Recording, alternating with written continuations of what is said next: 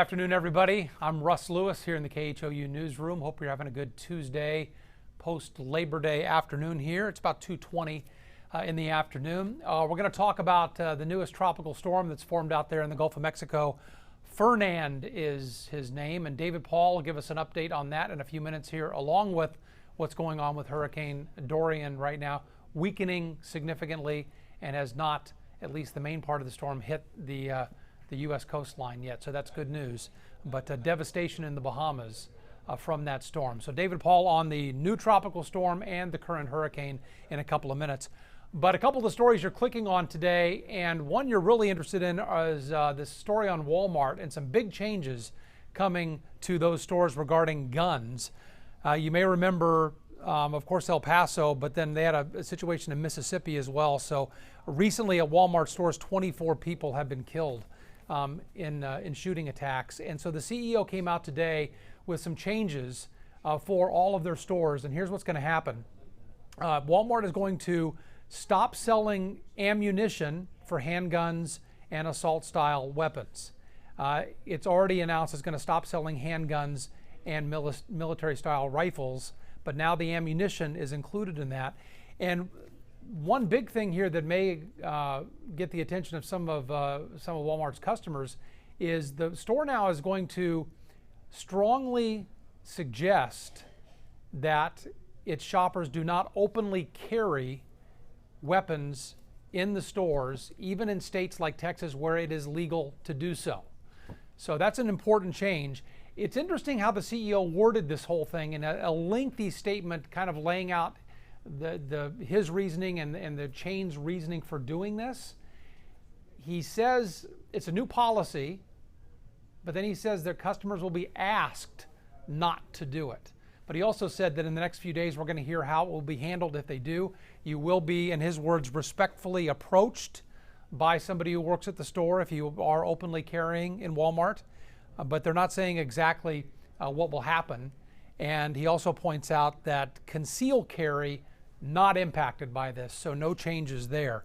But the CEO went on to say he knows this will inconvenience some of its customers, some of Walmart's customers. He understands that, but he also thinks that these new policies will make our country safer. And he also says the status quo is unacceptable given the gun violence that even Walmart has seen recently in a couple of its stores. So big changes there coming to Walmart in regards to weapons and ammunition that those stores sell. Interesting, I learned reading the CEO's statement that Walmart currently has about 20% of the ammunition market in this country. And they expect that to drop significantly, maybe by a half or 2/3 once this new policy goes into effect. But they definitely are talking about still catering to hunters and people like that. They want to, still make it clear they have a commitment to those folks, but looks like they're getting out of the handgun and handgun ammunition business as well. The other story that you're clicking on a lot today is out of the UK, and this was interesting. I have a very picky eater in my house, one of my daughters, and that's what this story is about. But boy, with severe consequences for this teenager in the UK. He is now legally blind, and doctors are saying it's because of vitamin and mineral deficiencies based on his diet for many, many years. Listen to this. This kid basically ate French fries, Pringles potato chips, and white bread for most of his life. An occasional slice of ham or sausage for some protein, but that was about it. Apparently the kid did not like the texture of a lot of foods, and so that's all he ate, and he was allowed to eat just that. They recognized a few years ago that he had a severe deficiency. They prescribed supplements, doctors did, vitamin supplements, and they told him to change his diet. He didn't take the supplements and didn't change his diet.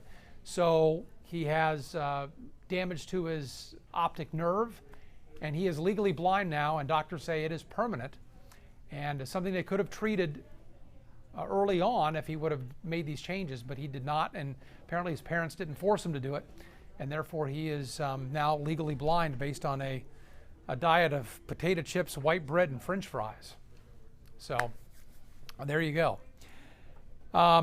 Let's talk about the weather now. We've, of course, been keeping a close eye on Dorian for several days now, and it looks like a lot of the U.S. is going to be spared with that storm as it weakens. So that's great news. But then we heard just this afternoon we have a tropical storm that's developed in the Gulf of Mexico. Fernand is the name, and David Paul is here now to tell us what's going on with that. Let's start with that tropical storm. David, do you see it impacting Texas at all?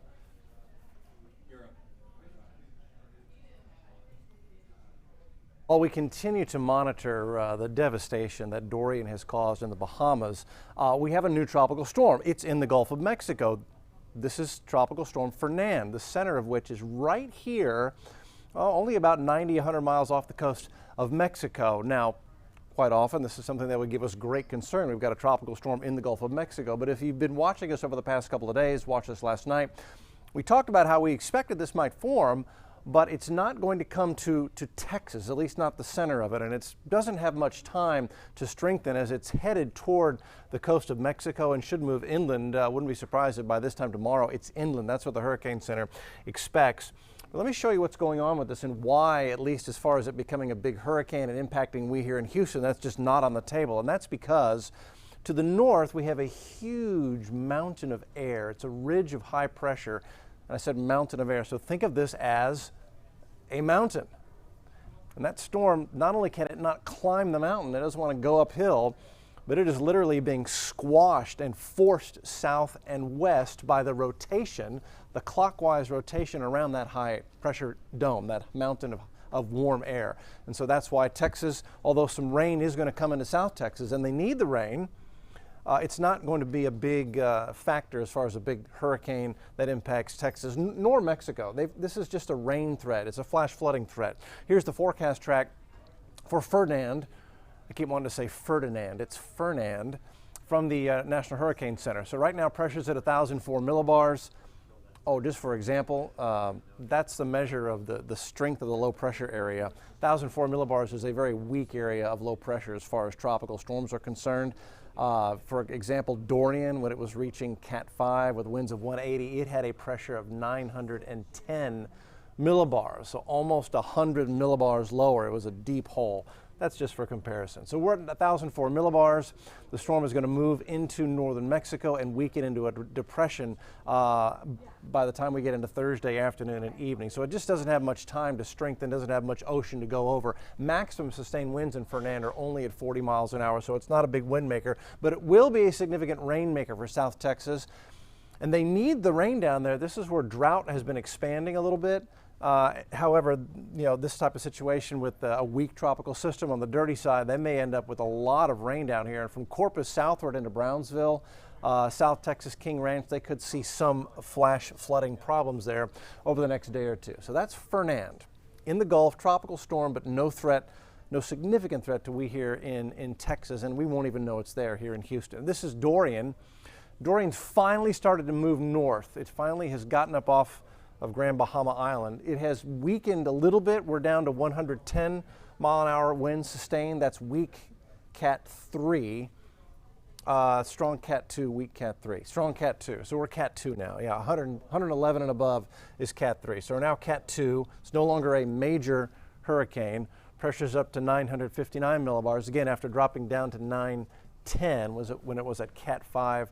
Strength 27.6 north, 78.7 west. The important part with Dorian is that it's finally moving north. Now this is a 12-hour loop, so it's taken 12 hours to move about 90 miles to the north, but that northern motion should begin to accelerate. And here's another piece of good news for Dorian. Notice how the eye, it's closed. We had an eye earlier this morning when it was still Cat 3. The eye has now closed in Dorian, and that's a very, very good thing to see. It continues to weaken. It's closed its eye. It's not gone to sleep yet, but it's in the process of going on into this good night. Here's the forecast track from the Hurricane Center. It does keep it offshore, so Florida is going to miss it. They'll get some tropical storm gusts and some rain, but that'll be the worst of it. And then it makes a turn. Looks like it's going to stay off the South Carolina coast as well. As is quite typical with these East Coast storms, it may graze the Outer Banks of North Carolina. They've had a zillion storms graze the Outer Banks of North Carolina. They're used to that. Cat 2, they'll be fine. They know how to deal with that. And then it's off into Nova Scotia and Halifax as we head into the coming weekend. All right.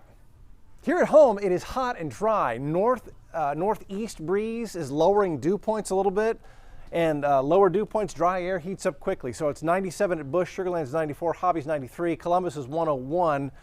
Again, it's a little bit lower humidity out there, so it feels like the worst of it's 104 Sugar Land, 104 at Bush, feels like 104 in Galveston as well. It's below heat advisory criteria, but it is full-blown summer heat, so evening practices, coaches and parents, make sure you're not overstressing the kids. Keep an eye on them, make sure they are well hydrated. And this little mini heat wave here as we go into the first full week of September lasts for the rest of this work week. We go to 100 tomorrow, we go to 100 on Thursday, 99 Friday, 98 Saturday, 97 Sunday.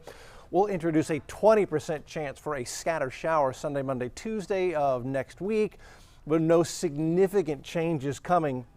We've had a lot of people asking, where is fall? It's not here yet. I don't see any signs of fall weather on the horizon, and so until then, September can be one of our hotter months, and at least the first week of it is going to be full-blown summer. All right, there's a complete look at the tropics and the weather here.